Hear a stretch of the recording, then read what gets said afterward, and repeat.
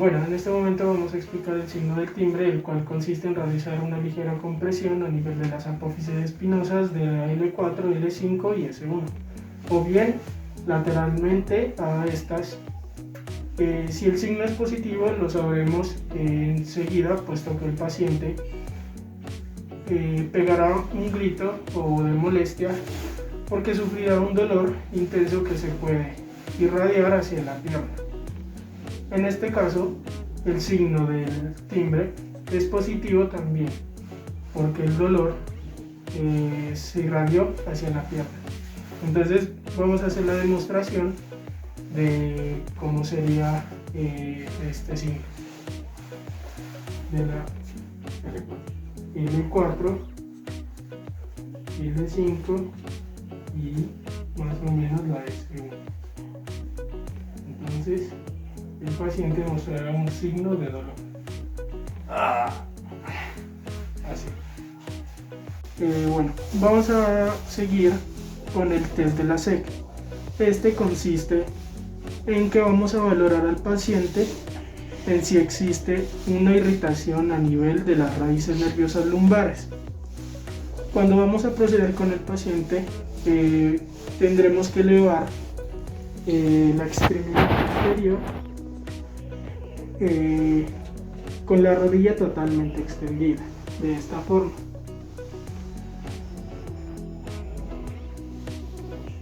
Este test es positivo cuando el paciente tiene un dolor muy intenso y es irradiado en el recorrido del nervio ciático. Quiere decir que está ubicado en la parte lumbar de la espalda. El nivel de elevación de la rodilla y de la extremidad inferior nos va a dar qué grado de irradiación radicular hay en el paciente. Ya. Bueno, vamos a explicar la maniobra de Valsalva, la cual el objetivo es analizar posibles radiculopatías. Bueno, para empezar esta maniobra debemos colocar al paciente en sedentación. Luego solicitaremos que con el dedo pulgar lo meta a la boca, al interior de la boca y sopla hacia afuera, frunciendo los labios de esta manera.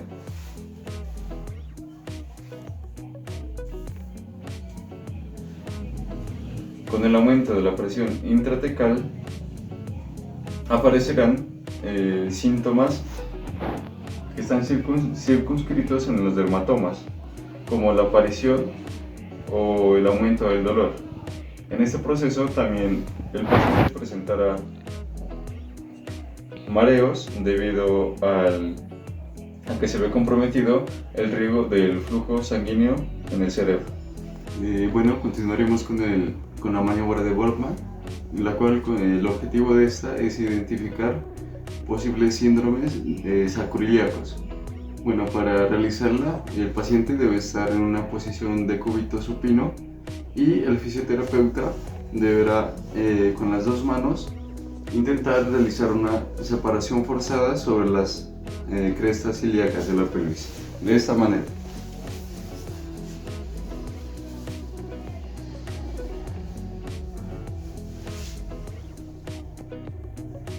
Esta prueba es positiva si el paciente refiere dolor.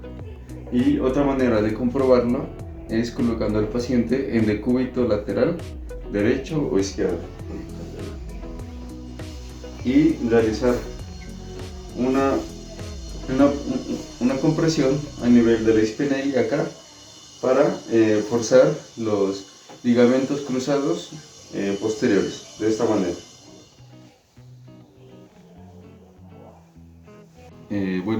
Vamos a explicarle el signo de cuerda de arco, el cual consiste en ver si hay una afectación en la raíz o en el nervio ciático. Bueno, David, vamos a empezar. Primero va a flexionar las dos piernas y va a intentar subir la cadera. ¿Hay dolor? Sí. Bueno, ahora sí, junte las piernas y elévelas un poco.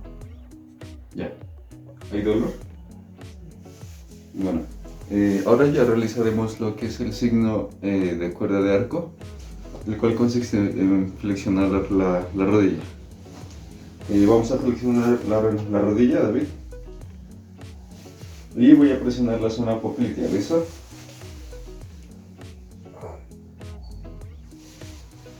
¿Hay dolor? Sí, más que todo en la parte lateral. ¿Aquí? Sí. Ya. Podemos observar que el dolor se irradia a la parte de la pantorrilla. Lo que indica que es un signo positivo para el signo de cuerda de arco y está afectada a las raíces del nervio ciático o el nervio ciático. Continuamos con el test de Spurling. Como objetivo vamos a tener el de valorar el dolor de una carilla articular, vertebral y la irritación radicular. En el procedimiento el paciente se encuentra en sedestación y procedemos a inclinar y rotar la cabeza hacia cada lado.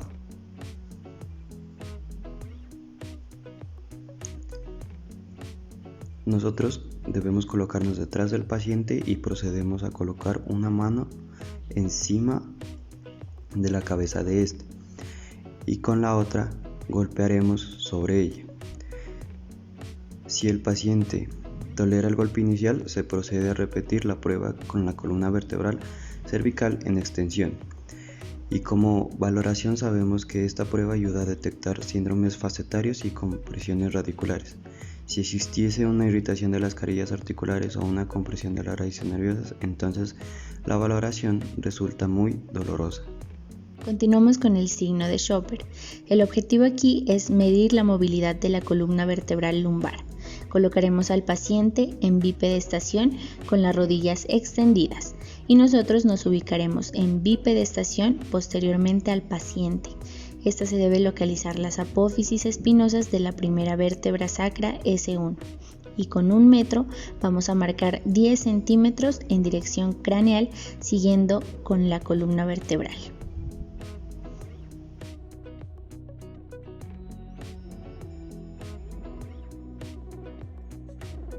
En primer lugar, se le solicitará al paciente que realice una flexión anterior, con lo que la distancia entre los dos puntos deberá aumentar 5 centímetros.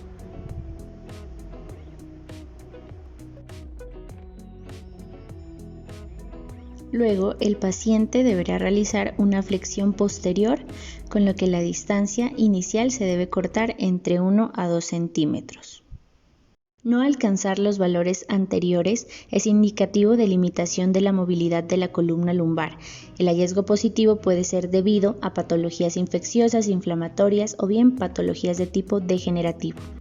Bueno, vamos a continuar con el test de Laswell. Vamos a valorar si existe una irritación de las raíces nerviosas lumbares. Para ello, nuestro paciente se coloca en decúbito supino y nosotros en bipedestación lateral.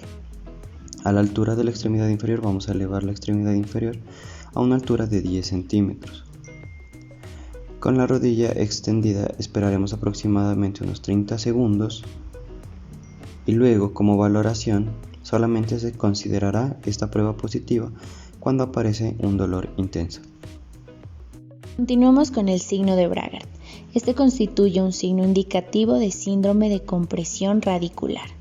En el procedimiento el paciente se encuentra en decúbito supino.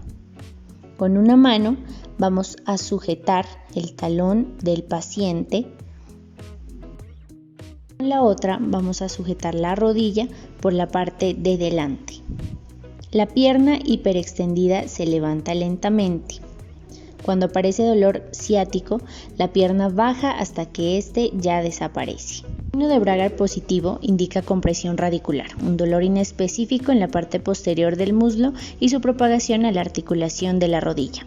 Continuando con el test de Faber, aquí vamos a valorar el estado de la musculatura aductora de la articulación sacroiliaca y coxofemoral.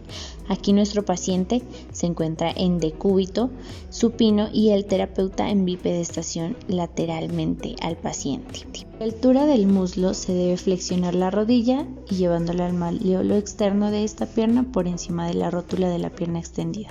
A continuación, la mano caudal del terapeuta se coloca en la pelvis distal y la otra sobre la parte interna de la rodilla flexionada, ejerciendo presión en dirección hacia la camilla. Se valorará midiendo la distancia de la rodilla a la camilla en ambos semicuerpos. Será positivo cuando aparezca dolor o limitación funcional. Aquí se debe realizar un diagnóstico diferencial entre la patología sacroiliaca, la coxofemoral y la posible patología lumbar. En el test de estabilidad pélvica, el paciente debe estar en decúbito supino. El terapeuta se ubica a un lado e identifica ambas crestas ilíacas. Estas se comprimen simultáneamente hacia medial posterior. Identifica ambas espinas ilíacas ante los superiores y las distrae hacia lateral.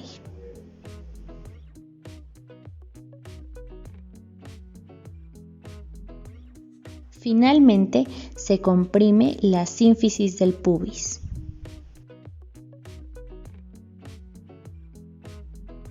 El test es positivo cuando hay dolor, crédito e inestabilidad al efectuar las maniobras. En caso de sospecha, fractura, al efectuar la comprensión de cristal, no se debe continuar con las siguientes maniobras.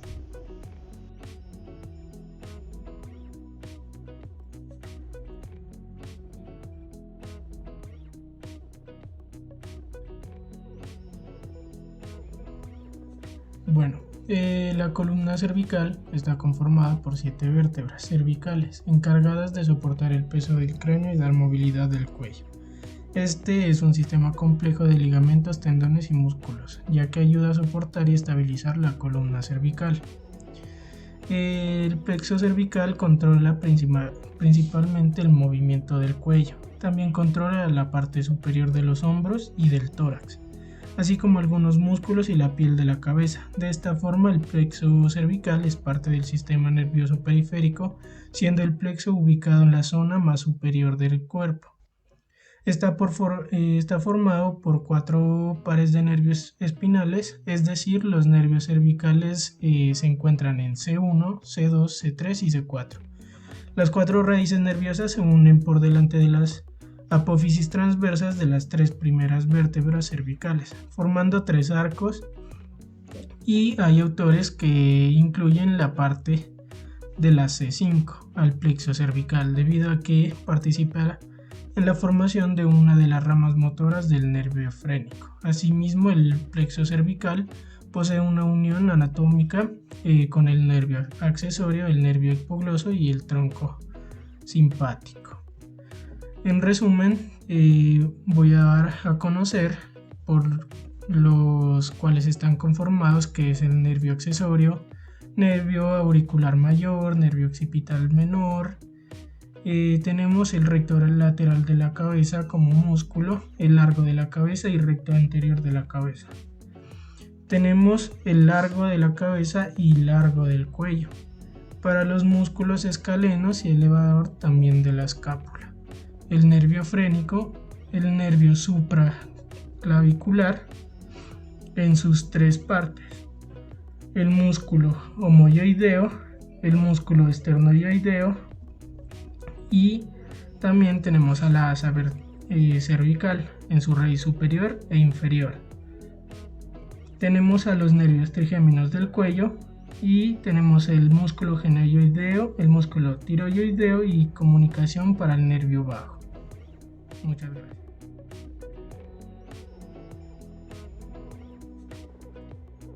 Bueno, vamos a hablar acerca del plexo cervical, el cual es una red nerviosa que da lugar a todos los nervios motores y sensitivos de las extremidades superiores. Este plexo nace de los ramos anteriores de los nervios espinales, de C5 a T1, los cuales sufren varias fusiones y divisiones que resultan en la formación de troncos, ramos, hasta llegar a formar los denominados ramos terminales. En su porción más distal, estos ramos terminales son responsables de la inervación motora y sensitiva de todo el miembro superior, incluyendo los nervios musculocutáneo, axilar, radial, mediano y ulnar. Bueno, las raíces, pues como ya lo mencioné, son de C5, C6, C7, C8 y T1. Los troncos son tronco superior, tronco medio y tronco inferior. Las divisiones pues serán tres divisiones anteriores, que son la división anterior del tronco superior, la del tronco medio y la del tronco anterior. Y las tres divisiones posteriores, que son la división posterior del tronco superior, del tronco medio y del tronco inferior. Los fascículos también se van a dividir en tres: el lateral, el medial y el posterior. Y los ramos terminales serán el nervio musculocutáneo, nervio axilar, nervio radial, nervio mediano y nervio ulnar. Y pues la inervación que va a dar será tanto sensitiva y motora de todo el miembro superior. En cuanto a la inervación de los músculos, el nervio circunflejo va a dar la inervación al músculo deltoides y el redondo menor, el supraescapular, el músculo supraespinoso e infraespinoso, el músculo cutáneo al coracobraquial, al bíceps y al braquial anterior, el nervio radial inervará a varios músculos, al tríceps en su porción larga y lateral y medial, en el braquial posterior, al extensor radial del carpo, al extensor de los dedos, al extensor cubital del carpo, al supinador, al aductor largo del pulgar. Eso. Y el nervio mediano, que va de C6 a T1, que lo forman pues las ramas de C6 y T1, inervará al pronador redondo, al flexor radial del carpo, al palmar largo, al flexor superficial de los dedos, al flexor largo del pulgar y al pronador cuadrado. Y el nervio cubital inervará a los músculos flexor cubital del carpo, flexor profundo de los dedos y músculo intrínseco de la mano. Gracias. Ahora vamos a hablar del plexo lumbar, que es una estructura nerviosa la cual se va a encontrar al mismo nivel que nos indica en la parte lumbar. Inicialmente debemos saber que el plexo lumbar es el conjunto de los nervios espinales que nacen de la vértebra torácica T12, L1, L2, L3 y parte también de L4. De ahí saldrán los nervios espinales, que estos salen por los agujeros de conjunción. Entonces, teniendo ya esa agrupación de nervios espinales, de allí pues se va a formar el plexo lumbar y desde allí también se volverá a diversificar y a ramificar en otros nervios. Bueno, estos nervios, o entre los más importantes que vamos a ver que nacen del plexo lumbar, pues están el ilio hipogástrico, también está el nervio ilioinguinal y también está el nervio genitocrural. Está el crural o femoral y también vamos a ver el nervio obturador. La función que van a tener estos nervios es que van a inervar a nivel de la musculatura del miembro inferior. Sobre todo, pues van a inervar a nivel del muslo. Bueno, para continuar, por lo tanto tenemos funciones como de musculatura, al igual que unas funciones un poco más relacionadas o distinguidas como funciones vitales. Y por supuesto tenemos funciones sensitivas de esa zona abdominal y de miembros inferiores, como por ejemplo los músculos, los cuales van a estar inervados por este plexo lumbar. A estos músculos pues estaríamos hablando de los abdominales, los cuádriceps o el cuadrado lumbar. De igual pues son más músculos que luego vamos a hacer un poco más de énfasis en ellos. Observamos un poco de dónde nace este plexo lumbar, es decir, de su origen. Entonces aquí vamos a ver todo lo que sería la columna vertebral en territorio lumbal, y por lo que pertenecería a este plexo lumbar sería desde la L1, L2, L3 y L4. La L5 va a estar más relacionada hacia el plexo sacro. Entonces toda esta parte sería el plexo lumbar. Desde aquí saldrían los nervios. Los nervios que conforman el plexo lumbar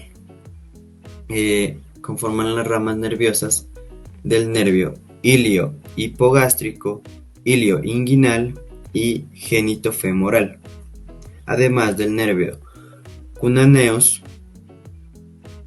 femoral lateral, el nervio obturador y el nervio femoral.